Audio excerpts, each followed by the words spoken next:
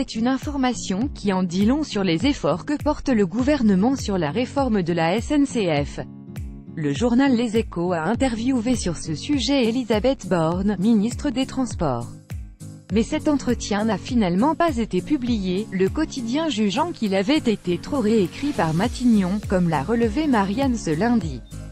L'information est glissée dans un article publié ce lundi par Les Échos. À Matignon, la volonté de contrôle sur cette ministre technique peut être vexatoire, peut-on lire. Une interview, pourtant prudente, de cette dernière a été tellement réécrite par les services du Premier ministre que Les Échos refusent de la publier le 13 mars, écrit la journaliste. Mettre fin à la pratique de relecture des papiers. Cette attitude de Matignon indiquerait que le sujet est jugé inflammable par l'exécutif, qui veut contrôler soigneusement sa communication sur la réforme du rail. Quitte à être contre-productif, puisque l'interview d'Elisabeth Borne par Les Échos n'a finalement jamais été publiée.